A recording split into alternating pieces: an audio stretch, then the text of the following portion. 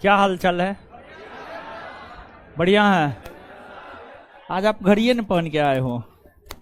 घड़ी वो लड़का का मिल गया था जिसका खोया था, मिल गया था क्लासरूम में था, क्लासरूम में था। चलिए आज घड़िए न पहन के आए। आइए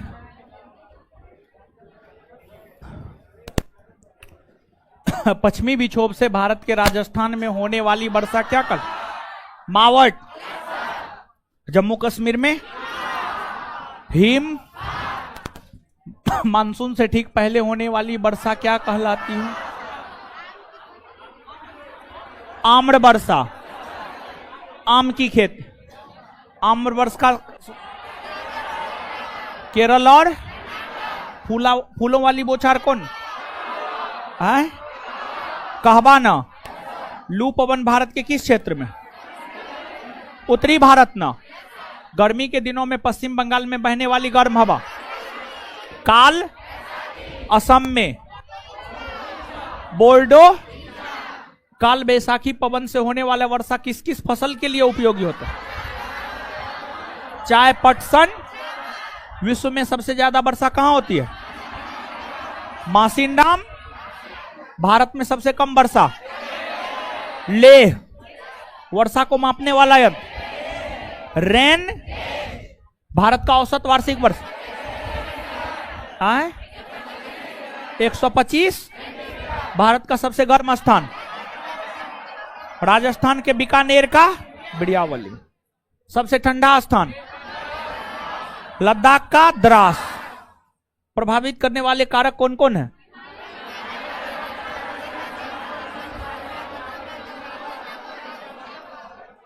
किस पर्वत के कारण भारत में दक्षिणी पश्चिमी मानसूनी के कारण वर्षा होती? हिमालय पर्वत। कौन पर्वत? पृथ्वी के प्रति इकाई क्षेत्रफल पर पड़ने वाले वायु के भार को वायु अचानक गिरना, आंधी धीरे धीरे नीचे गिरना, वर्षा। वायुदाब के माप बैरो धीरे धीरे ऊपर। मौसम गर्म क्षेत्र में किस प्रकार की वायु? निम्न ना। और ठंडा क्षेत्र में? ठंडा क्षेत्र में उच्च ना।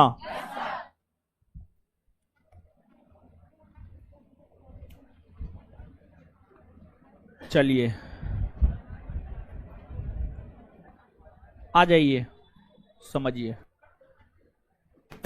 देखिए आगे जो है हेडिंग मरवाए हुए थे, हमको लगता है भारतीय जलवायु पर एल नीनो और लानीनो जलधारा का। तो देखिए सुनिए समझिए। एल नीनो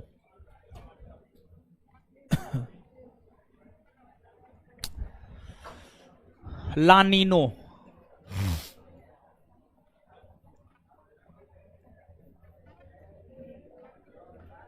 एल नीनो और लानीनो है। हल्ला मत कीजिए। अब आइए ना, समझिए ना। अब क्या इधर उधर कर रहे हैं? देखिए एक तो ये दोनों जलधारा है, वाटर करेंट है। वाटर करेंट है, जलधारा है। अब कहिएगा जलधारा क्या होता है? तो आगे अभी ही हम आपको बताएंगे जलधारा क्या होता है। लेकिन आप इस बात को जानिए कि एल नीनो प्रशांत महासागर में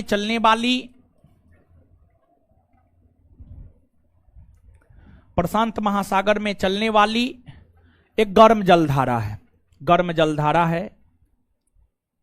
इसकी उत्पत्ति 4-5 वर्ष के अंतराल पर होता है।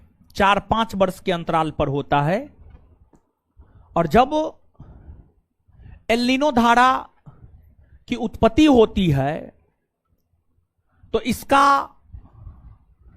भारतीय मानसून पर, भारतीय जलवायु पर प्रभाव यह पड़ता है कि एल नीनो धारा की उत्पत्ति होने से भारत में मानसून का आगमन देरी से होता है। भारत में मानसून का आगमन देरी से होता है। भारत में मानसून का आगमन देरी से होता है मतलब सामान्य तौर पर मानसून जून के प्रथम सप्ताह में आ जाता है। सामान्य तौर पर मानसून की उत्पत्ति जून के प्रथम सप्ताह में हो जाती है। लेकिन अगर एल नीनो की उत्पत्ति होती है तो फिर जून के प्रथम सप्ताह के बदले लगभग 15-20 जून के आसपास मानसून का आगमन हो पाता है या फिर जून के अंतिम सप्ताह में जाकर मानसून का आगमन हो पाता है। इस बात को आप समझिएगा। और एल नीनो धारा के उत्पत्ति होने से मानसून में जो देरी होता है 5 से 15 दिन तक का देरी होता है। 5 से 15 दिन तक का देरी होता है। यानी कहने का मतलब यह हुआ कि अगर मानसून का आगमन जून के प्रथम सप्ताह में होना है तो उसमें कम से कम 10 दिन जोड़ दीजिए। और जब 10 दिन जोड़ देंगे तो स्वाभाविक सी बात है, जून का प्रथम सप्ताह 10 दिन और जोड़ दीजिएगा तो लगभग 17, 18, 20 हो जाएगा। तो लगभग 5 से 15 दिन की देरी से मानसून का आगमन होता है। और मानसून अगर देर से आता है, होता यह है कि मानसून के देरी करने से जो है फिर वर्षा मौसम खत्म हो जाता है, वर्षा होना बंद हो जाता है और फिर जो है आपको भारत में सुखाड़ की स्थिति उत्पन्न हो जाती है। भारत में सुखाड़ की स्थिति उत्पन्न हो जाती है। तो एल नीनो के आगमन से जो है भारत में सूखा की स्थिति उत्पन्न होती है। भारत में सूखा की स्थिति उत्पन्न होती है। वहीं अगर लानिनो की हम लोग बात करें तो लानिनो भी प्रशांत महासागर की ही जलधारा है। प्रशांत महासागर की जलधारा है और लानिनो एक प्रकार का ठंडी जलधारा है। लानिनो जो है आपको ठंडी जलधारा है और लानिनो के उत्पत्ति होने से जो है काफी ज्यादा वर्षा होता है भारत में। भारत में काफी ज्यादा वर्षा होता है और भारत में जब काफी ज्यादा वर्षा होता है तो स्वाभाविक सी बात है कि बाढ़ की स्थिति उत्पन्न हो जाती है। बाढ़ की स्थिति उत्पन्न हो जाती है। अभी के लिए आप सीधे सीधे इस बात को याद रखिएगा कि एल नीनो के उत्पत्ति होने से भारत में सुखाड़ की स्थिति उत्पन्न होती है और लानिनो के उत्पत्ति होने से जो है बाढ़ की स्थिति उत्पन्न होती है। बाढ़ की स्थिति उत्पन्न होती है। आगे जो है आप जलधारा को समझेंगे तब जाकर के ये बात जो है आपको स्पष्ट हो पाएगा। लेकिन अभी क्लियर कट वे में जो बात हम आपको बोले हैं कि एल नीनो के उत्पत्ति होने से भारत में सूखा की स्थिति और लानिनो की उत्पत्ति होने से भारत में बाढ़ की स्थिति उत्पन्न होती है, सिर्फ इतना याद रखिएगा। और एल नीनो के विषय में कहा जाता है कि इसकी जब उत्पत्ति होती है 4-5 बरस के अंतराल पर होती है और 4-5 बरस के अंतराल पर जब इसकी उत्पत्ति होती है तो इसकी उत्पत्ति विशेष तौर पर क्रिसमस के आसपास होता है। क्रिसमस और क्रिसमस जो है आपको 25 दिसंबर तो क्रिसमस के आसपास जो है इसकी उत्पत्ति होती है और इसका अर्थ होता है बालक ईसा। समझ गए? इसका अर्थ क्या होता है? बालक ईसा। बालक ईसा होता है। वही एल नीनो को बालक ईसा कहा गया है तथा लानिनो की बात करें तो इसे ईसा की छोटी बहन कहा गया है। इसे जो है लानिनो को जो है ईसा की छोटी बहन, बालक ईसा की छोटी बहन कहा गया है। छोटी बहन कहा गया है। समझ गए? तो अभी आप इसको याद रखिएगा। आगे जो है हम आपको यहीं पर जलधारा बताएंगे, वाटर करंट बताएंगे। क्या होता है वाटर करंट आगे चर्चा करेंगे। लेकिन उससे पहले जो है आप 2 कॉलम बनाइए। ठीक है, 2 कॉलम बनाइए। जो हेडिंग आप मारे हुए हैं वहां पर जो है आप 2 कॉलम बनाइए। एक में लिखिए एल नीनो और दूसरे में लिखिए लानिनो।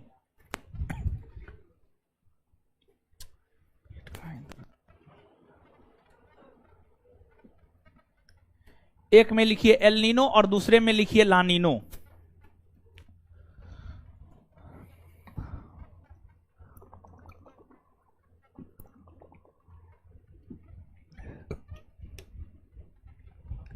एक में लिखिए एल नीनो, दूसरे में लिखिए लानिनो। एल नीनो में लिखिएगा यह प्रशांत महासागर में चलने वाली एक गर्म जलधारा है।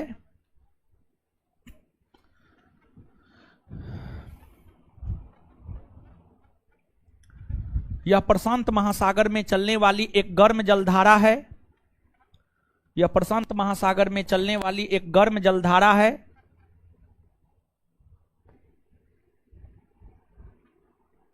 Full stop. इसकी उत्पत्ति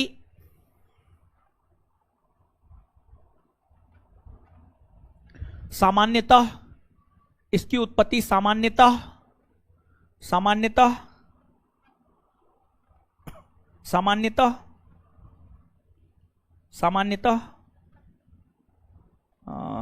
सामान्यतः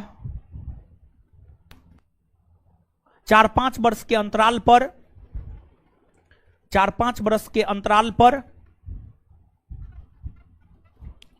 4-5 वर्ष के अंतराल पर, 4-5 वर्ष के अंतराल पर क्रिसमस के आसपास, 4-5 वर्ष के अंतराल पर क्रिसमस के आसपास, क्रिसमस के आसपास, क्रिसमस के आसपास, क्रिसमस के आसपास होता है।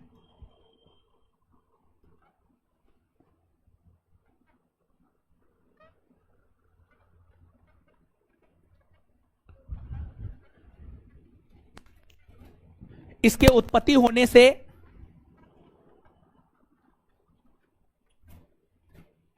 इसके उत्पत्ति होने से भारत में मानसून का आगमन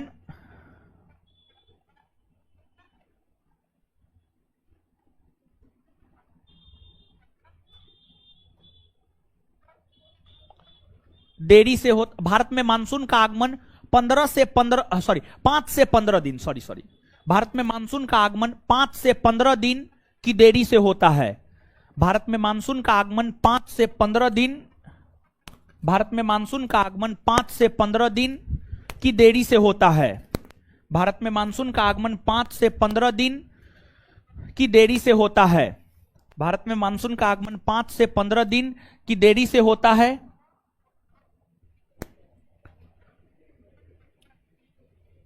फुल स्टॉप।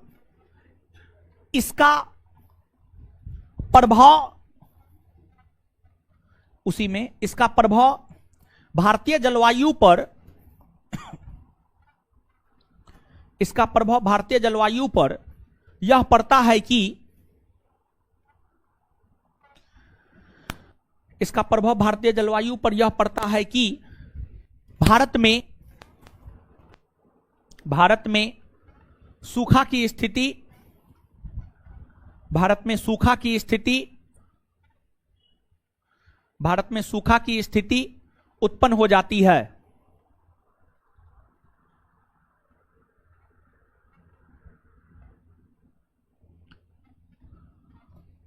अब लानिनो में लिखिएगा, लानिनो में यह प्रशांत महासागर में चलने वाली,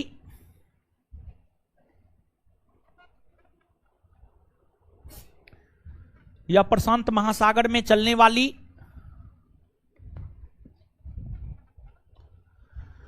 यह प्रशांत महासागर में चलने वाली एक ठंडी जलधारा है।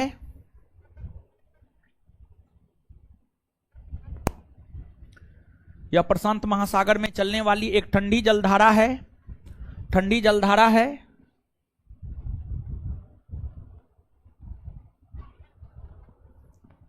इसका प्रभाव भारतीय जलवायु पर यह पड़ता है कि, इसका प्रभाव भारतीय जलवायु पर यह पड़ता है कि, इसका प्रभाव भारतीय जलवायु पर यह पड़ता है कि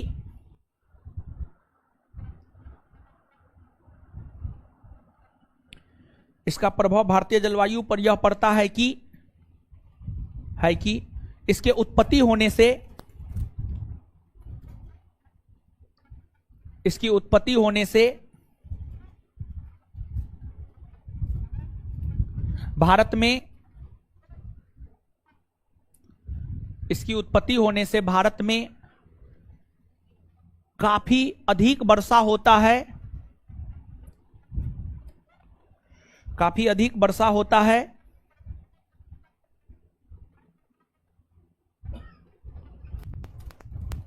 जिससे बाढ़ की स्थिति, जिससे बाढ़ की स्थिति बन जाती है, जिससे बाढ़ की स्थिति बन जाती है।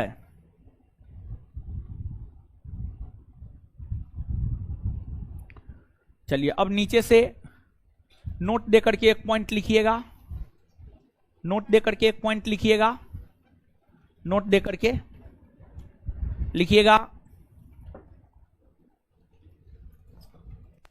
एल नीनो का शाब्दिक अर्थ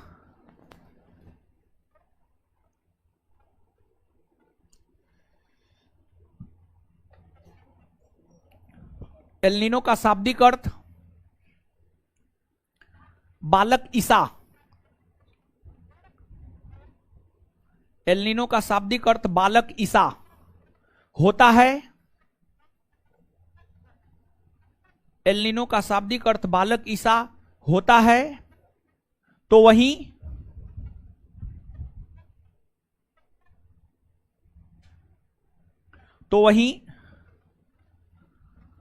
लानिनो, तो वहीं लानिनो को बालक ईसा का छोटी बहन माना गया है, तो वहीं लानिनो को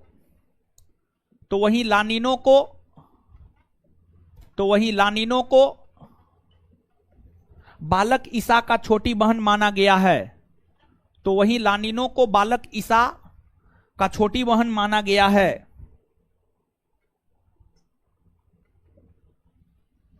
क्या क्या कमेंट ये सब करते रहता है हो, ऐसे ये कुछ हो है, फालतू कमेंट करते रहता है, पढ़ता उड़ता ना है। कुछ लोग जो है ना जानते हैं, ऑनलाइन जो लोग क्लास करता है वो खाली कमेंटे करते रहता है, और जो कमेंट करते रहता है ना उसका रिजल्ट नहीं होता है, ठीक है। वो ऐसे ही जीवन भर कमेंटे करते रह जाएगा, बता रहे हैं लिखा रहे हैं वो नहीं लिखेगा। चलिए अब समझिए, यहीं पर जो है वर्ल्ड ज्योग्राफी का एक टॉपिक जलधारा को यहीं पर क्लियर करेंगे हम लोग। इंडियन ज्योग्राफी खत्म होगा, वर्ल्ड ज्योग्राफी पढ़ाएंगे, लेकिन वहां पर जलधारा हम आपको नहीं पढ़ाएंगे, क्योंकि जलधारा हम आपको यहीं पर पढ़ाने जा रहे हैं। तो हेडिंग मारिएगा जलधारा, जलधारा, जलधारा।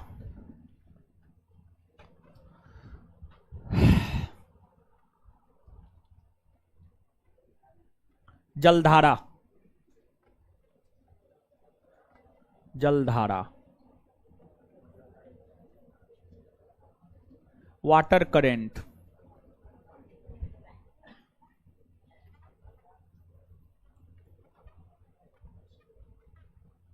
Water current. चलिए देखिए वाटर करेंट क्या होता है। हाँ देखिए, अगर आप अब समझिए, इधर उधर मत कीजिए।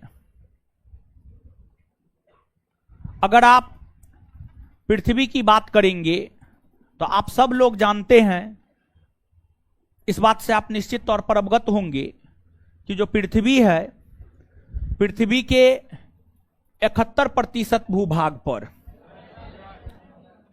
71% भूभाग पर क्या है? जल।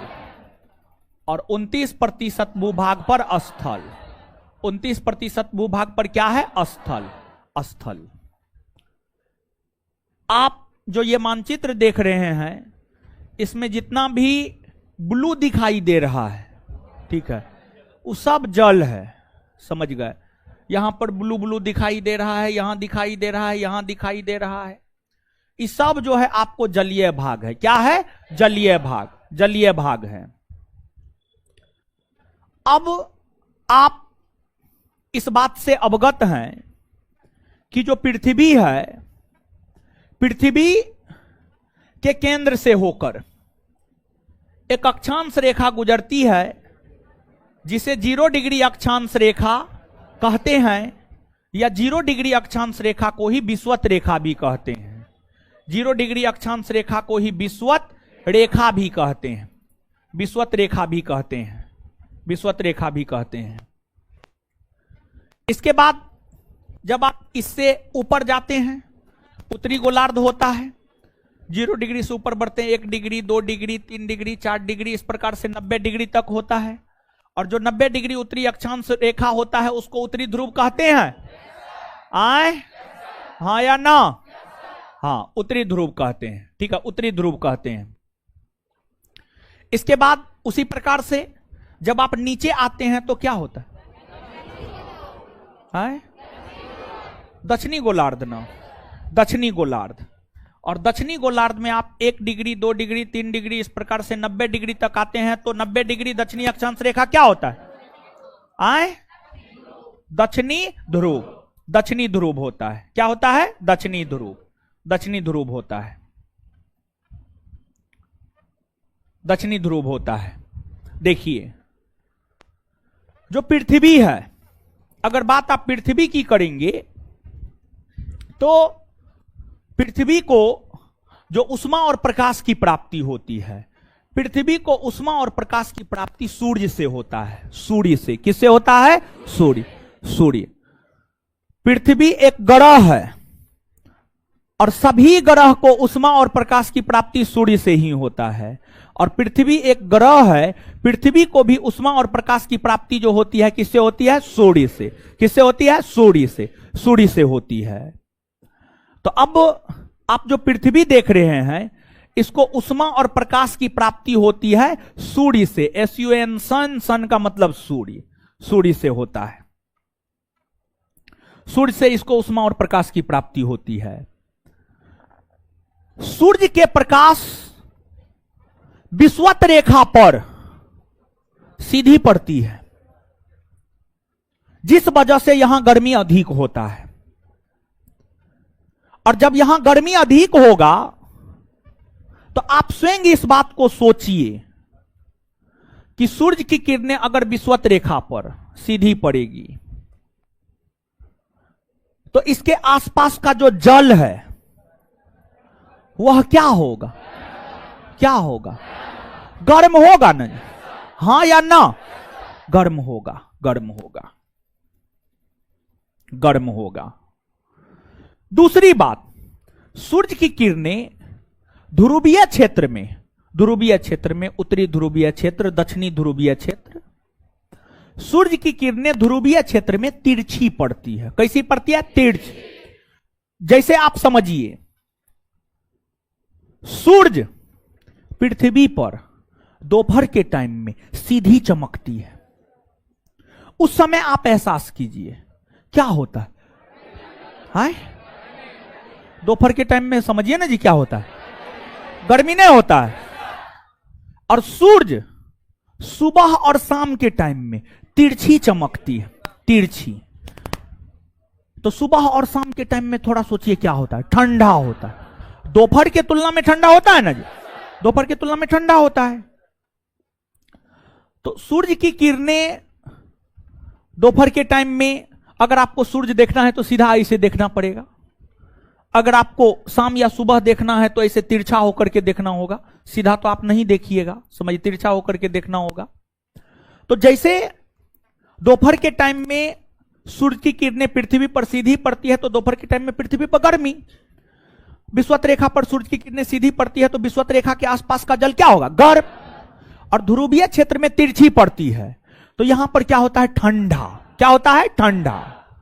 और यहां पर ठंडा होता है, ध्रुवीय क्षेत्र में ठंडा होता है, तो ध्रुवीय क्षेत्र का जो जल होगा, जल होगा वो गर्म होगा या ठंडा? हाय, ठंडा। तो ध्रुवीय क्षेत्र का जो जल होता है वह कैसन होता है? ठंडा, ठंडा होता है। समझ गए? ठंडा होता है, ठंडा होता है ध्रुवीय क्षेत्र का जल, ध्रुवीय क्षेत्र का जल ठंडा होता है। अब देखिए जैसे पवन, पवन की अगर हम बात करें तो क्या पवन अस्थाई होता है? क्या पवन सिर्फ इस क्लासरूम में चलेगा? इससे बाहर नहीं चल सकता। पवन तो हर जगह ना चल सकता है, हां या ना? तो उसी प्रकार से अगर आप जल की बात करेंगे तो जो जल होता है वह भी स्थिर नहीं रहता है, जल भी स्थिर नहीं रहता है। जल जो है विषुवत रेखीय क्षेत्र से जल कभी ध्रुव की ओर चलेगा, कभी ध्रुवीय क्षेत्र से जल ध्रुव से विषुवत रेखा की ओर चलेगा। जैसे कभी पूर्वा बहता है, कभी पछिया बहता है। ऐसा होता है कि नहीं होता है? हाय, पूर्वा पछिया समझते हैं ना जी? कभी पवन पूरब दिशा में बहती है और वही कभी पश्चिम दिशा में बहने लगती है। ये सब चीज सुने हैं कि जीवन में नहीं सुने? सुने हैं। तो उसी प्रकार से जो है जल कभी ध्रुवीय क्षेत्र से विषुवत रेखा की ओर बहती है और कभी विषुवत रेखा से ध्रुवीय क्षेत्र की ओर बहती है। आप स्वयं थोड़ा सोचिए, जो पवन विषुवत रेखा से ध्रुव की ओर जाएगी, जो पवन विषुवत रेखा से ध्रुव की ओर जाएगी, विषुवत रेखा से ध्रुव की ओर जाएगी,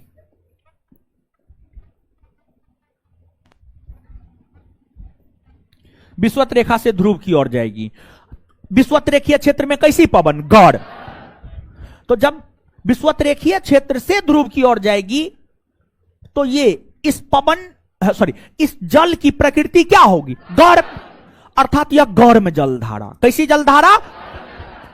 तो गर्म जलधारा का एक परिभाषा यह होता है, या गर्म जलधारा के विषय में, कौन जलधारा गर्म है या ठंडी है, उसको लेकर के एक बात आपको यह याद रखना होता है कि वैसी पवनें जो विषुवत रेखा से ध्रुव की ओर जाती है, वैसी पवनें जो विषुवत रेखा से ध्रुव की ओर जाती है, उसकी प्रकृति होती है गर्म, और उस पवन को कहते हैं गर्म जलधारा। गर्म। वही दूसरी बात, वैसी पवन जो ध्रुवीय क्षेत्र से विषुवत रेखा की ओर आती है, जो ध्रुवीय क्षेत्र से विषुवत रेखा की ओर आती है, ध्रुवीय क्षेत्र से विषुवत रेखा की ओर आती है, तो ध्रुवीय क्षेत्र में ठंडी पवन, ठंडी जल होती है, तो ध्रुवीय क्षेत्र से विषुवत रेखा की ओर चलेगी तो स्वाभाविक सी बात है ये ठंडी जलधारा होगी। हां या ना? एकदम ठंडी जलधारा होगी। तो क्या थोड़ा सा आपको समझ में आ रहा है कि क्या आप कंसंट्रेट होकर के इस बात को सुनिएगा और हां या ना में जवाब दीजिएगा। क्या हम यह बात कह सकते हैं कि विषुवत रेखीय क्षेत्र से ध्रुव की ओर चलने वाली पवन को गर्म जलधारा और ध्रुवीय क्षेत्र से विषुवत रेखा की ओर चलने वाली जलधारा को ठंडी जल? हां या ना? है? कह सकते हैं ना जी? और एगो बात बताइए, विषुवत रेखा से ऊपर जाइएगा 1 डिग्री 2 डिग्री 3 डिग्री 4 डिग्री, जैसे जैसे ऊपर बढ़ते जाए 90 डिग्री तक जाएगा, तो ये जो विषुवत रेखा के आसपास का अक्षांश है, ये निम्न अक्षांश कहलाता है, क्योंकि विषुवत रेखा के आसपास 1 degree 2 degree 3 degree 4 degree 5 degree 7 degree 10 degree होता है, और ध्रुवीय क्षेत्र में 85 डिग्री 90 डिग्री होता है। तो विषुवत रेखा के आसपास का जो अक्षांश होता है उसको निम्न अक्षांश, और ध्रुवीय क्षेत्र का जो अक्षांश होता है उसको उच्च अक्षांश। तो क्या गर्म जलधारा और ठंडी जलधारा को लेकर हम ये बात कह सकते हैं कि निम्न अक्षांश से उच्च अक्षांश की ओर चलने वाली जलधारा गर्म जलधारा और उच्च अक्षांश से निम्न अक्षांश की ओर चलने वाली जलधारा ठंडी जलधारा? आए बात समझ में आ रहा है? दिमाग में जा रहा है ना जी? हाँ, तो ये बात है, इसको आपको याद रखना है। क्या करना है? याद रखना है। ठीक है। अब इसके अलावे, अब जैसे पवन की ही हम बात करें तो पवन क्यों चलती है? वायुदाब में अंतर होने के कारण हर जगह एक जैसा वायुदाब नहीं होता है। हर जगह एक जैसा वायुदाब नहीं होता है, काहे कि हर जगह एक जैसा मौसम होता है। हर जगह एक जैसा मौसम होता है जी। कहीं पर गर्मी होता है, कहीं पर ठंडा होता है। यहां पर विषुवत रेखीय क्षेत्र में गर्मी है, ध्रुवीय क्षेत्र में ठंडा है। और आप जैसा सोचते हैं कि जैसे भारत में हम लोग चारों मौसम का मजा ले लेते हैं, आप कहिएगा कि आप ब्रिटेन में जाकर, यूरोप में जाकर चारों मौसम का मजा ले पाइएगा? कभी नहीं ले पाइएगा। हमेशा यूरोप में ठंडे रहता है, यूरोप में हमेशा ठंडा रहता है, और विशेष तौर पर यूरोप का जो उत्तरी हिस्सा है, यूरोप का जो उत्तरी हिस्सा है, वहां पर हमेशा सालों भर ठंडा रहता है, सालों भर ठंडा रहता है।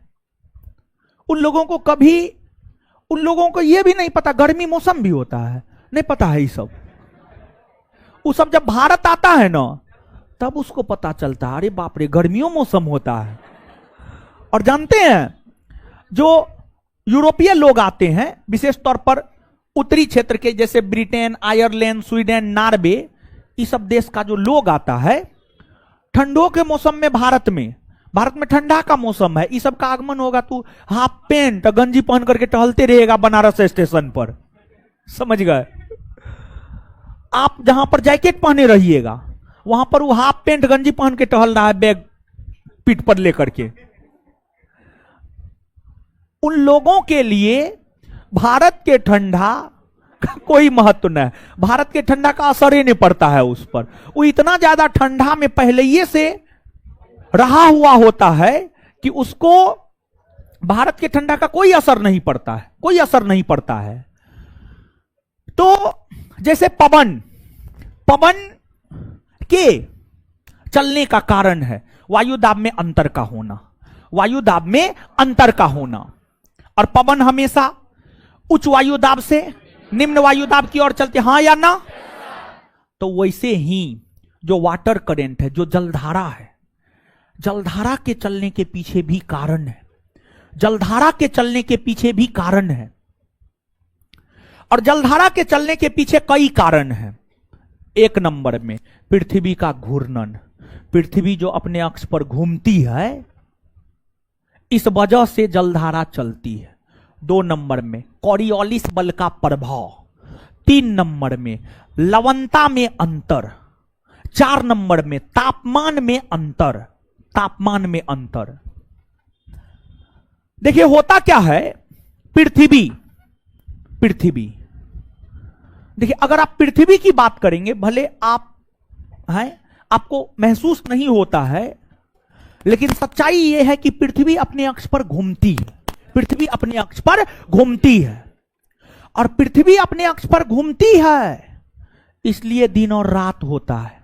अगर पृथ्वी अपने अक्ष पर नहीं घूमती ना, तो दिन होता तो दिने होता हमेशा, और रात होता तो पृथ्वी के अपने अक्ष पर घूमने के कारण ही दिन और रात होता है। तो जलधारा के चलने के ये सब कारण है, पृथ्वी का घूर्णन, कोरियोलिस बल, लवणता में अंतर, तापमान में अंतर, लवणता में अंतर, तापमान में अंतर, ये सब वजह से ही जो है जलधारा चलती है, ये सब वजह से ही जो है आपको जलधारा चलती है। अब देखिएगा, ऐसे तो 5 महासागर है, प्रशांत महासागर, अटलांटिक महासागर, हिंद महासागर, आर्कटिक महासागर, अंटार्कटिका महासागर। लेकिन मुख्य तौर पर जो जलधारा चलती है वह आपको प्रशांत महासागर, अटलांटिक महासागर, हिंद महासागर। तो आपसे पूछा जाता है, जलधारा से प्रश्न कैसे पूछा जाता है जानते हैं? जलधारा से प्रश्न पूछने का जो प्रकृति है, निम्न में से कौन गर्म जलधारा है, निम्न में से कौन ठंडी जलधारा है, निम्न में से कौन हिंद महासागर की जलधारा है, निम्न में से कौन प्रशांत महासागर की जलधारा है, निम्न में से कौन अटलांटिक महासागर की जलधारा है। तो जलधारा से संबंधित 2 प्रकार से बात याद रखना है। एक बात तो यह याद रखना है कि किस जलधारा की प्रकृति क्या है, यानी कौन गर्म है, कौन ठंडी है, और दूसरा कौन प्रशांत महासागर की है और कौन अटलांटिक महासागर की है और कौन हिंद महासागर की है। बात समझ में आया? इतना बात समझ में आया? इतना पहले अब चीजों को लिखिए, फिर आगे बढ़ेंगे। लिखिए,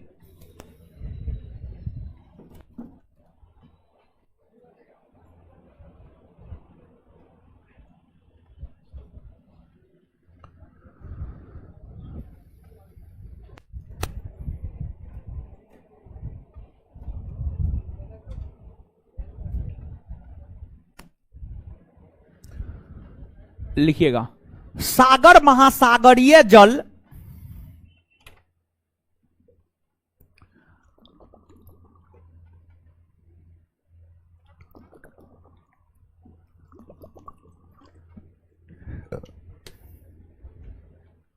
सागर महासागरीय जल,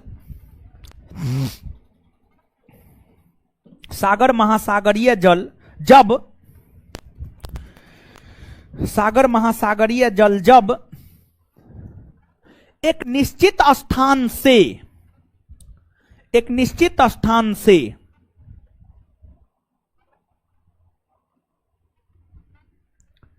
एक निश्चित स्थान से एक निश्चित दिशा में, एक निश्चित स्थान से एक निश्चित दिशा में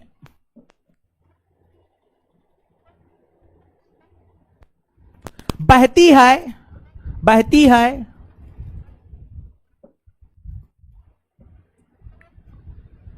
बहती है, तो उस बहती हुई, उस बहती हुई जल को ही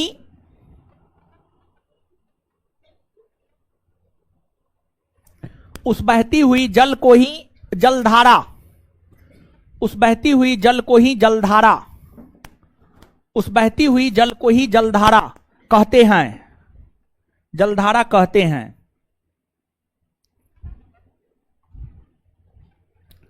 फुल स्टॉप। नीचे से लिखिएगा, प्रकृति के आधार पर, नीचे से लिखिएगा, प्रकृति के आधार पर, प्रकृति के आधार पर, प्रकृति के आधार पर जलधारा दो प्रकार का होता है।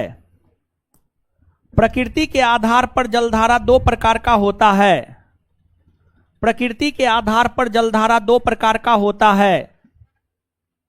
प्रकृति के आधार पर जलधारा दो प्रकार का होता है। एक में गर्म जलधारा, दो में ठंडी जलधारा।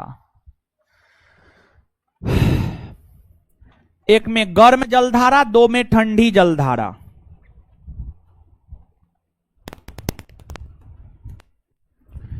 एक में गर्म जलधारा, दो नंबर में ठंडी जलधारा। एक में गर्म जलधारा, दो नंबर में ठंडी जलधारा। लिखिएगा, गर्म जलधारा, गर्म जलधारा, गर्म जलधारा।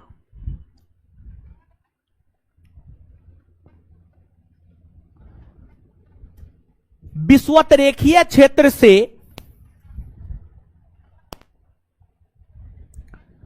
विषुवतरेखीय क्षेत्र से, विषुवतरेखीय क्षेत्र से, विषुवतरेखीय क्षेत्र से ध्रुव की ओर, विषुवतरेखीय क्षेत्र से ध्रुव की ओर, विषुवतरेखीय क्षेत्र से ध्रुव की ओर या विषुवतरेखीय क्षेत्र से ध्रुव की ओर या निम्न अक्षांश से, या निम्न अक्षांश से, या निम्न अक्षांश से उच्च अक्षांश की ओर, या निम्न अक्षांश से उच्च अक्षांश की ओर, उच्च अक्षांश की ओर, उच्च अक्षांश की ओर चलने वाली, चलने वाली जलधारा को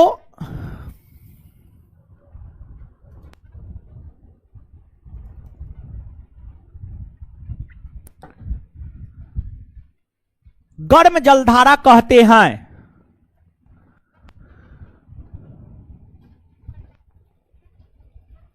अच्छा, एगो बात बताइए, कॉमन सेंस वाला बात है, इतना लिख लिए। एगो बात बताइए, अगर गर्म पानी है, उसको अन्य पानी में मिलाइएगा तो वो अन्य पानी को गर्म करेगा या ठंडा? हाँ, गर्मे न करेगा, गर्म करेगा, गर्म करेगा। और ठंडा पानी है, वो जब आगे बढ़ेगी तो वो अपने मार्ग में आने वाली पानी को क्या करेगा? ठंडा। तो गर्म जलधारा अपने मार्ग में आने वाले जल को गर्म बना देती है। गर्म जलधारा अपने मार्ग में आने वाले जल को कैसा बना देती है? गर्म। और ठंडी जलधारा अपने मार्ग में आने वाले जल को ठंडा बना देती है। ठीक है, तो उसी में लिखिएगा, जहां पे लिख रहे तो उसी में कंटिन्यू कीजिएगा। गर्म जलधारा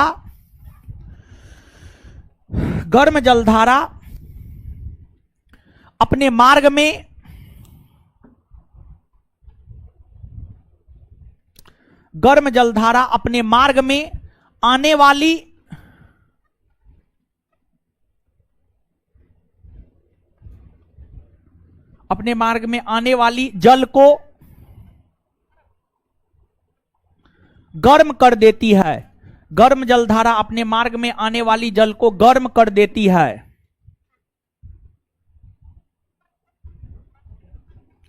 गर्म कर देती है। अब हेडिंग मारिए ठंडी जलधारा। ठंडी जलधारा, ठंडी जलधारा लिखिए। ठंडी जलधारा ध्रुवीय क्षेत्र से विषुवत रेखा की ओर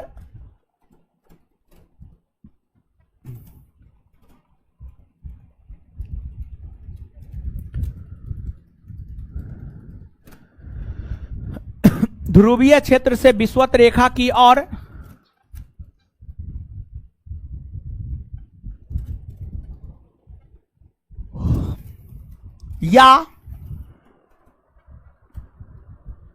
या उच्च अक्षांश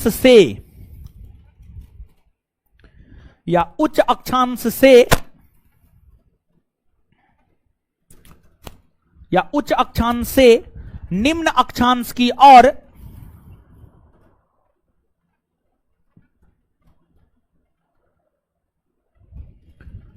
चलने वाली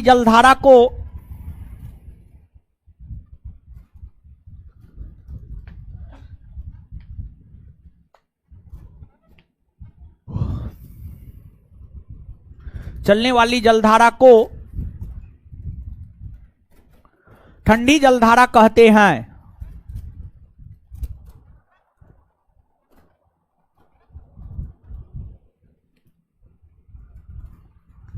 यह जलधारा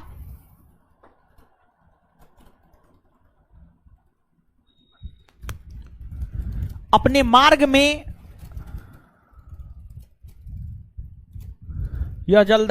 मार्ग में आने वाली जल को ठंडा कर देती है।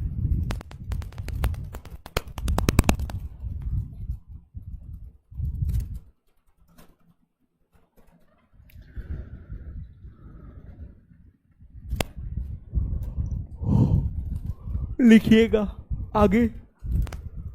जलधारा के उत्पत्ति के आगे एरो मार के या स्टार मार के, एरो मार के या स्टार मार के आगे लिखिएगा।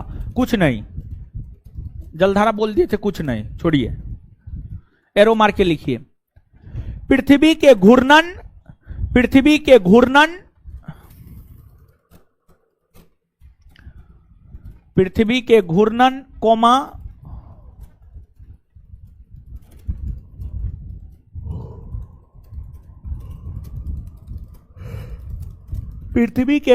कोमा और जानते हैं पृथ्वी जो अपने अक्ष पर घूमता है, पृथ्वी के घूर्णन के कारण ही एक आभासी बल की उत्पत्ति होती है।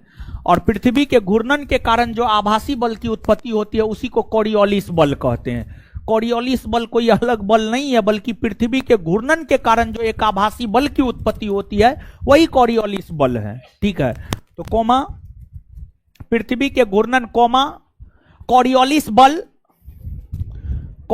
बल ना लिखेंगे।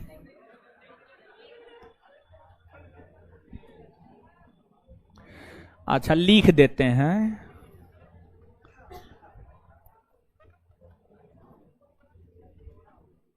बल का अध्ययन, कोरियोलिस जो है ना विद्वान का नाम है, कोरियोलिस विद्वान का नाम है।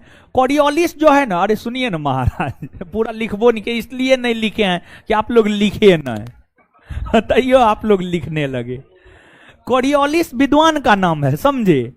कोरियोलिस ही पहली बार इस बात का अध्ययन किया था कि पृथ्वी के घूर्णन से एक आभासी बल की उत्पत्ति होती है, जिस वजह से उस बल को नाम ही दे दिया गया कोरियोलिस बल। समझ गए? तो ये बात है। तो कोरियोलिस, कोरियोलिस, पृथ्वी के घूर्णन कोमा कोरियोलिस बल,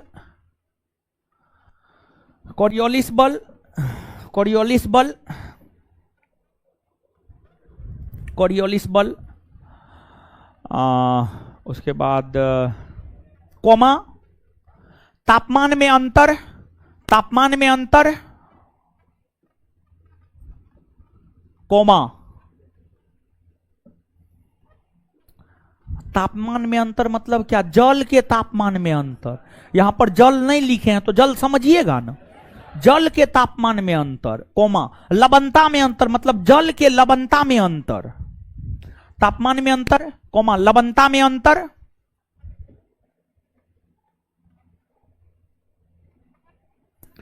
इत्यादि के कारण, इत्यादि के कारण,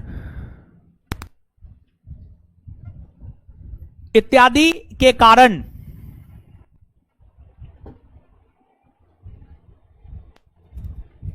इत्यादि के कारण जलधारा की उत्पत्ति होती है।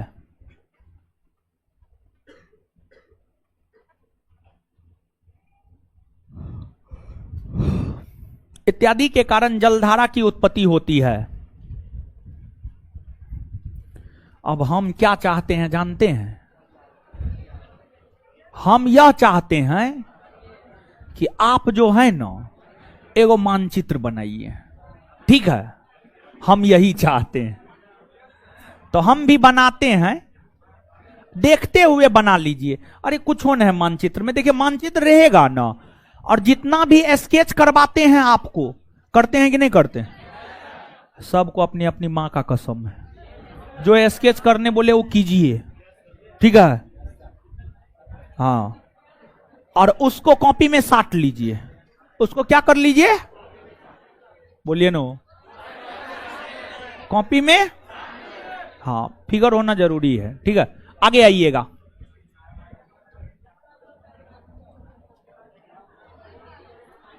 पृथ्वी है ना?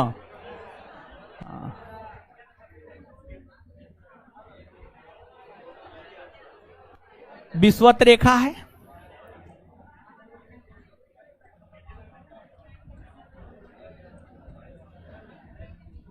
उत्तरी ध्रुव है और दक्षिणी ध्रुव है।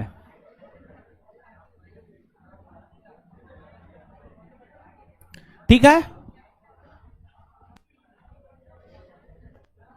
अब देखिए, हाँ जैसे बना रहे वैसे बनाइए महाराज। इसमें भी पूछ रहे हैं कैसे बनाएंगे, हे भगवान बुद्धि दे दे ये सबको।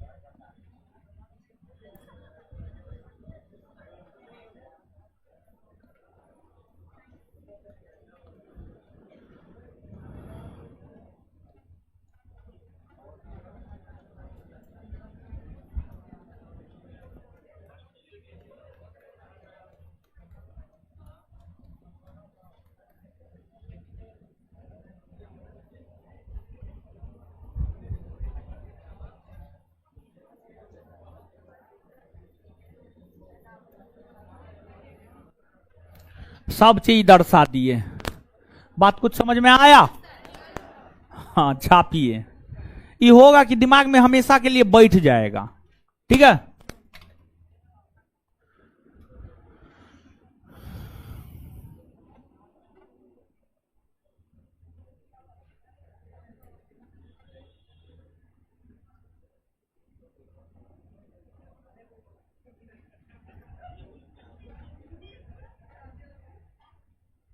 क्या हुआ?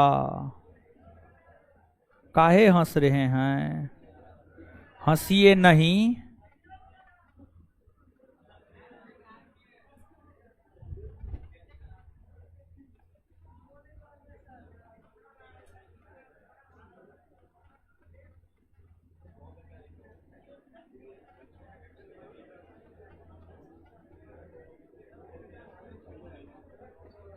आज कोई परीक्षा हुआ है बीपीएससी असिस्टेंट का ना, बहुत विद्यार्थी उसका क्वेश्चन भेज रहा है। अच्छा, रात में देखेंगे।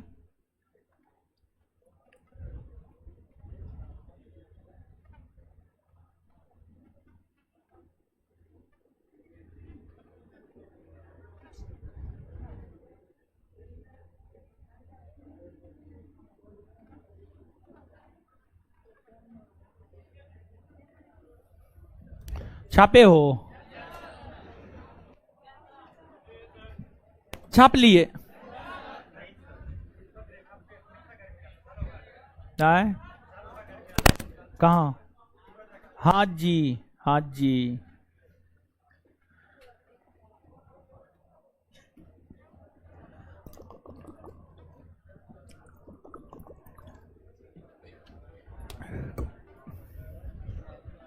छाप लिए, आगे बढ़े अब।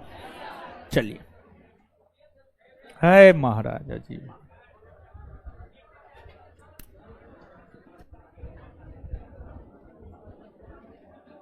जानते हैं, एगो आप ही के बैच के लड़की का बहुत सीरियस तबीयत खराब हो गया था। इसी बैच के एक लड़की का। अरे जो लड़की लिपस्टिक बहुत ज्यादा लगा के आती थी। अरे हल्ला मत कीजिए, आप लोग तो हमेशा हल्ले करते हैं। हाँ, उसको क्या हुआ था पता है? हम उसको देखते थे, हमको लगता था इसको जॉन्डिस है। ठीक है, उसका शरीर पीला पीला नजर आता था। उसको जो है, जहां तक उसका भाई भी या उसका कोई संबंधी पढ़ता है यहाँ पे, 10 से 12 एसआई दरोगा टारगेट बैच में पढ़ता है। और वो लड़की जो है 3 से 5 एसआई बैच और 7 से 9 फाउंडेशन बैच में पढ़ती थी। उसका क्या नाम है, नाम हमको नहीं पता। हाँ, जो भी नाम है। तो उसको सबसे पहले क्या हुआ जानते हैं? जॉन्डिस हुआ। और जॉन्डिस होने के बाद जो है उसको सांस लेने में प्रॉब्लम होने लगा। और उसके बाद जो है बहुत सीरियस हो गई थी। और जो है उसको हॉस्पिटल में भर्ती करवाया गया, आईसीयू में भर्ती हो गई थी, इतना ज्यादा सीरियस हो गई थी। तो उसको ब्लड का जरूरत था। तो सुबह में 8 से 10 बैच का एक लड़का अंदाज ब्लड दिया है। उसका ब्लड ग्रुप था AB निगेटिव था। AB निगेटिव या AB पॉजिटिव, AB निगेटिव था। तो ब्लड का जरूरत था, तो उसका ब्लड जो है संस्थान उपलब्ध करवाया था। एक बच्चा ही दिया है, एक और किसी के जरिए हुआ है, समझ गए। तो अभी पता नहीं कैसी है, अभी उसका कुछ आया हुआ था मैसेज, हम पढ़े नहीं है। लेकिन उसका भाई जो है मैसेज किया कि ठीक ठाक है, समझे। तो अभी जो है जॉन्डिस होने की संभावना है। जैसे अभी आप मुर्गा उर्गा मत खाइए, पानी उनी थोड़ा ज्यादा पीजिए, ग्लूकोज उचकोज पीजिए, ग्लूकोज पीजिए। अभी अभी अभी जॉन्डिस होने का ज्यादा चांस है। ग्लूकोज जरूर पीजिए आप दोपहर में, कम से कम एक दिन में कम से कम एक बार 1 गिलास, अगर जॉन्डिस से बचना है तो। ठीक है, अब तो छापी लिए होंगे। अब समझिए, अब हेडिंग मारिए हिंद महासागर की जलधारा। हिंद महासागर की जलधारा।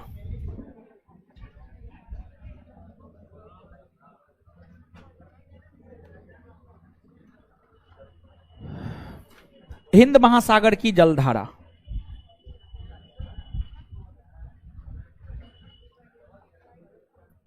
हिंद महासागर की जलधारा। जलधारा। हिंद महासागर की जलधारा। देखिए, आइएगा, ये आपको इंडियन ओशियन है।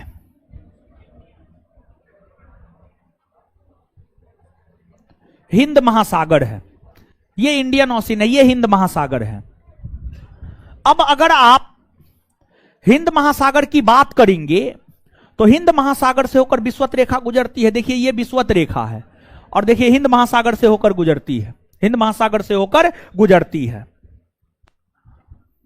हिंद महासागर का लोकेशन तो आप समझ ही गए होंगे, ये वाला इलाका हिंद महासागर है।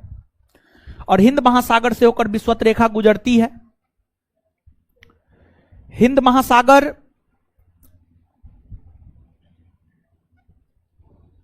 से होकर विषुवत रेखा गुजरती है। अब हिंद महासागर से होकर जो विषुवत रेखा गुजरती है, इस विषुवत रेखा के आसपास उत्तरी गोलार्ध में एक धारा चलती है, उसे उत्तरी विषुवतीय धारा कहते हैं। उसे उत्तरी विषुवतीय धारा कहते हैं। उत्तरी विषुवतीय धारा कहते हैं।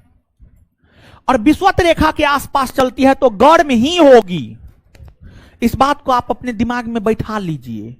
विषुवत रेखा के आसपास चल रही है तो उसकी प्रकृति गर्म ही होगी, और ध्रुव के आसपास चल रही है तो उसकी प्रकृति ठंडी ही होगी। ठंडी ही होगी। तो विषुवत रेखा के आसपास चल रही है उत्तरी विषुवतीय धारा, तो इसकी प्रकृति क्या होगी? गर्म। क्या होगी? गर्म। और जैसे उत्तरी गोलार्ध में उत्तरी विषुवतीय धारा चलती है, उसी प्रकार से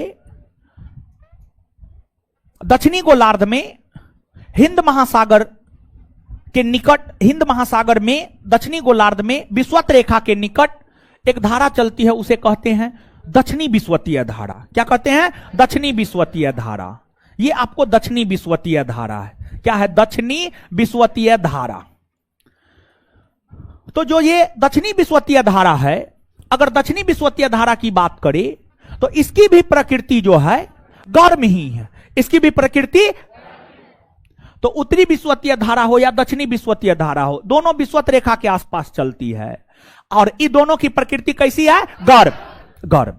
और देखिए, जैसे हिंद महासागर से होकर विषुवत रेखा गुजरती है, यह पूरा अटलांटिक महासागर है, ऊपर से लेकर नीचे तक। अटलांटिक महासागर से होकर भी विषुवत रेखा गुजरती है, और यह प्रशांत महासागर है। प्रशांत महासागर से होकर भी विषुवत रेखा गुजरती है। यानी जो विषुवत रेखा है वह हिंद महासागर ही नहीं, बल्कि हिंद महासागर के साथ साथ अटलांटिक महासागर, और अटलांटिक महासागर के साथ साथ प्रशांत महासागर से भी गुजरती है। जैसे हिंद महासागर में विषुवत रेखा के आसपास उत्तरी विषुवतीय धारा, दक्षिणी विषुवतीय धारा बहती है, उसी प्रकार से अटलांटिक महासागर में भी उत्तरी विषुवतीय धारा और दक्षिणी विषुवतीय धारा, उत्तरी विषुवतीय धारा और दक्षिणी विषुवतीय धारा। प्रशांत महासागर में भी उत्तरी विषुवतीय धारा और दक्षिणी विषुवतीय धारा, दक्षिणी विषुवतीय धारा। तो जो उत्तरी विषुवतीय धारा है और जो दक्षिणी विषुवतीय धारा है, हिंद महासागर में भी, प्रशांत महासागर में भी, अटलांटिक महासागर में भी चलती है, और इसकी प्रकृति गर्म है, और हर महासागर में इसकी प्रकृति गर्म ही है। तो यह धारा सभी महासागर में चलती है। इसीलिए यह धारा कौन महासागर की है, यह बात आपसे नहीं पूछा जाता है। यह बात आपसे नहीं पूछा जाता है, और आपको यह बात याद रखना भी नहीं है। लेकिन इस धारा के विषय में पूछा क्या जाता है, तो इस धारा के विषय में जो है इसका डायरेक्शन पूछा जाता है कि उत्तरी विषुवतीय धारा और दक्षिणी विषुवतीय धारा किधर से किधर चलती है। तो आप डायरेक्शन जानते हैं, उत्तर है, दक्षिण है, इधर पूरब है, इधर पूरब है ना जी, और इधर पश्चिम है ना जी, पश्चिम है ना जी। तो जो उत्तरी विषुवतीय धारा और दक्षिणी विषुवतीय धारा है, यह धारा सभी महासागर में पूरब से पश्चिम की ओर ही चलती है। यह धारा सभी महासागर में या तीनों महासागर में पूरब से पश्चिम ही चलती है, पूरब से पश्चिम ही चलती है। तो इस धारा, ये दोनों धारा का डायरेक्शन याद रखिएगा, परीक्षा में डायरेक्शन ही पूछा जाता है। तो इसको आपको याद रखना है। इसके बाद आगे समझिएगा आप, जो दक्षिणी विषुवतीय धारा है, दक्षिणी विषुवतीय धारा आगे आकर के इस दिशा में बहने लगती है। और ये जो द्वीप है ना, ये मेडागास्कर द्वीप है। कौन द्वीप है? मेडागास्कर द्वीप, मेडागास्कर द्वीप। और आगे आकर के ये दक्षिणी विषुवतीय धारा मेडागास्कर द्वीप से टकराती है, मेडागास्कर द्वीप से टकराती है, और दक्षिणी विषुवतीय धारा की दक्षिणी विषुवतीय धारा मेडागास्कर द्वीप से टकराती है और ये दो भागों में विभक्त हो जाती है, दो भागों में बट जाती है। एक धारा मेडागास्कर द्वीप के पूर्वी भाग में बहने लगती है, मेडागास्कर द्वीप के पूर्वी भाग में बहने लगती है, और जो धारा मेडागास्कर द्वीप के पूर्वी भाग में बहती है इसको मेडागास्कर की धारा कहते हैं, मेडागास्कर की धारा कहते हैं। और एक धारा मेडागास्कर के पश्चिमी भाग में मोजाम्बिक, यहां पर अफ्रीका महादेश का एक देश है मोजाम्बिक, मोजाम्बिक के तट से सटकर एक धारा बहने लगती है, और मोजाम्बिक के तट से सटकर जो धारा बहने लगती है इसको मोजाम्बिक की धारा कहते हैं। क्या कहते हैं? मोजाम्बिक की धारा। क्या कहते हैं? मोजाम्बिक की धारा। तो दक्षिणी विषुवतीय धारा ही मेडागास्कर द्वीप से टकराने के बाद दो भागों में बट जाती है। एक मेडागास्कर के पूर्वी भाग में बहती है जिसे मेडागास्कर की धारा, और एक मेडागास्कर के पश्चिमी भाग में मोजाम्बिक के तट के समानांतर बहती है जिसको कहते हैं मोजाम्बिक की धारा। क्या कहते हैं? मोजाम्बिक की धारा, मोजाम्बिक की धारा। और फिर आगे मेडागास्कर द्वीप जब यहां समाप्त हो जाता है तो यहां पर मेडागास्कर की धारा और मोजाम्बिक की धारा दोनों आपस में मिल जाती है, दोनों आपस में मिल जाती है। और जब मेडागास्कर और मोजाम्बिक की धारा दोनों आपस में मिल जाती है तो इन दोनों धाराओं को संयुक्त रूप से कहा जाता है अगुलहास की धारा। क्या कहा जाता है?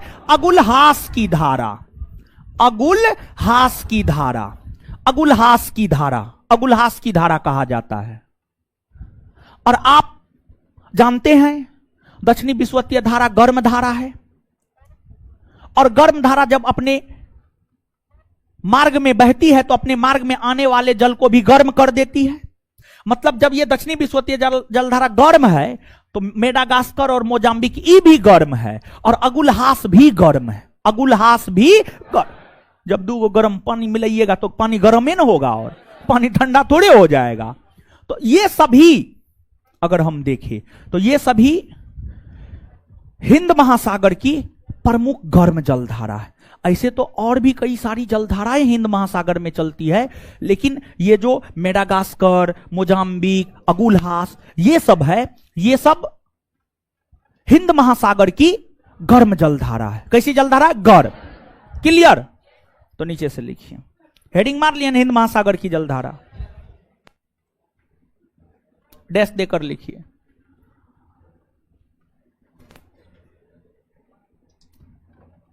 डैश देकर लिखिए। हिंद महासागर में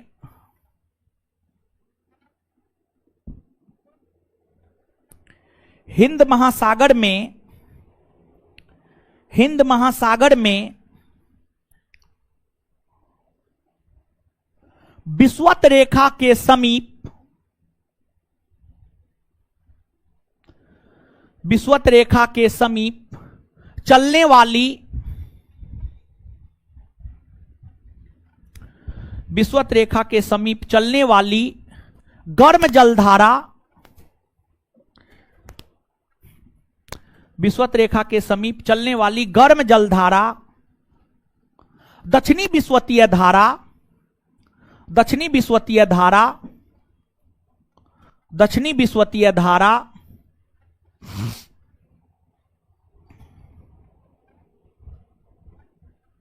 पूरब से पश्चिम की ओर बहती हुई,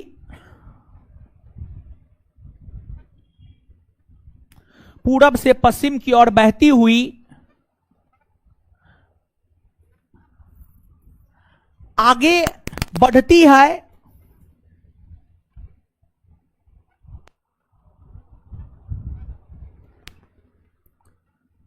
मेडागास्कर द्वीप, मेडागास्कर द्वीप के उत्तरी भाग में, मेडागास्कर द्वीप का उत्तरी भाग है, ये दक्षिणी भाग है। मेडागास्कर द्वीप के उत्तरी भाग में, मेडागास्कर द्वीप के उत्तरी भाग में दो भागों में विभक्त हो जाती है। मेडागास्कर द्वीप के उत्तरी भाग में, मेडागास्कर द्वीप के उत्तरी भाग में दो भागों में विभक्त हो जाती है। जिसमें एक धारा जिसमें एक धारा जिसमें एक धारा जिसमें एक धारा जिसमें एक धारा मेडागास्कर के पूर्वी भाग में बहती है, जिसमें एक धारा मेडागास्कर के पूरब में बहती है, मेडागास्कर के पूरब में बहती है, जिसे मेडागास्कर की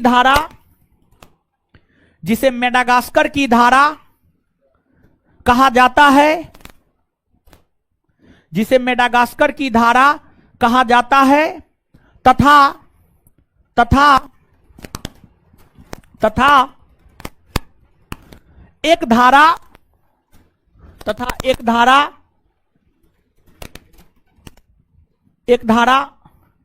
मेडागास्कर के पश्चिमी भाग में बहती है, मेडागास्कर के पश्चिमी भाग में बहती है, जिसे मोजाम्बिक की धारा कहते हैं, जिसे मोजाम्बिक की धारा कहते हैं, जिसे मोजाम्बिक की धारा कहते हैं, जिसे मोजाम्बिक की धारा कहते हैं, जिसे मोजाम्बिक की धारा कहते हैं। Full stop. आगे चलकर आगे चलकर आगे चलकर आगे चलकर मेडागास्कर के दक्षिणी भाग में आगे चलकर मेडागास्कर के दक्षिणी भाग में आगे चलकर मेडागास्कर के दक्षिणी भाग में आगे चलकर मेडागास्कर की दक्षिणी भाग में मेडागास्कर की धारा और मेडागास्कर की धारा और मेडागास्कर की धारा और मेडागास्कर की धारा और मोजाम्बिक मेडागास्कर की धारा और मोजाम्बिक मेडागास्कर की धारा और मोजाम्बिक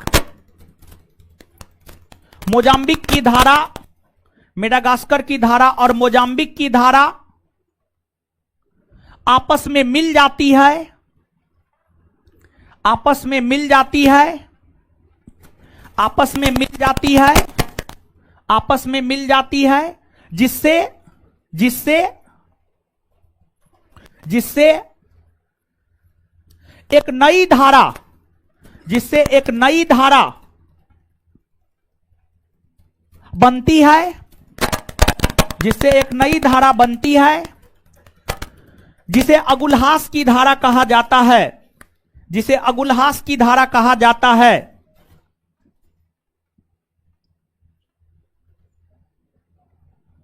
जिसे अगुलहास की धारा कहा जाता है अगुलहास की धारा कहा जाता है फुल स्टॉप। उपर्युक्त लिखित सभी धाराएं उपर्युक्त लिखित सभी धाराएं उपर्युक्त लिखित सभी धाराएं गर्म प्रकृति की होती है उपर्युक्त लिखित सभी धाराएं गर्म प्रकृति की होती है। नहीं लिख पाए जी, हे भगवान। उपर्युक्त लिखित सभी धाराएं गर्म प्रकृति की होती है फुल स्टॉप। और सब पढ़िए। होमवर्क क्या दिए थे जी? किताब है, दीजिए तो होमवर्क आगे बढ़ाते हैं। होमवर्क क्या दिए थे? दिवस दिवस याद किए? पेज नंबर बोलिए तो। 162। चलिए इसके बाद आगे सुनिएगा आप लोग।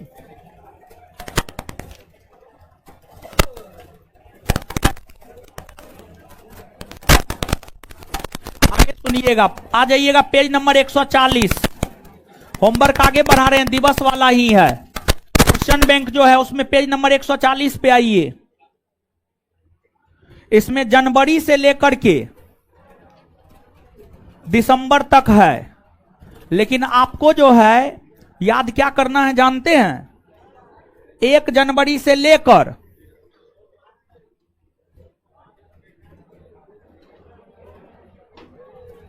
मार्च तक, 1 जनवरी से लेकर के मार्च तक, नहीं तो आगे छुट्टी ना है जी। अब हम तो मंगलवार को ना मिलेंगे, बहुत लंबा छुट्टी है। यानी कल तो क्लास है ही है आपका, मेरा क्लास बहुत लंबा है, पूरा दिवस याद कर जाइएगा। 1 जनवरी से लेकर के पूरा दिसंबर।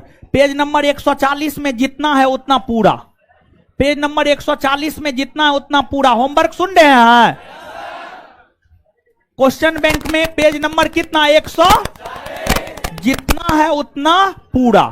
ठीक है, पढ़िए पढ़िए, अभी जितना लिखा है पढ़िए, जल्दी जितना लिखा है पढ़िए, अकबकाइए नहीं ज्यादा। पढ़िए है, पढ़िए है लड़का है, पढ़िए। हाँ पढ़िए, जल्दी जल्दी जल्दी जल्दी पढ़िए। इससे आगे हम मिलेंगे अगले क्लास में, आप लोग पढ़ लीजिएगा तब निकलिएगा। धन्यवाद सभी लोगों का। पढ़िए महाराज, देखिए देखिए एकदम अकबकाते रहते हैं।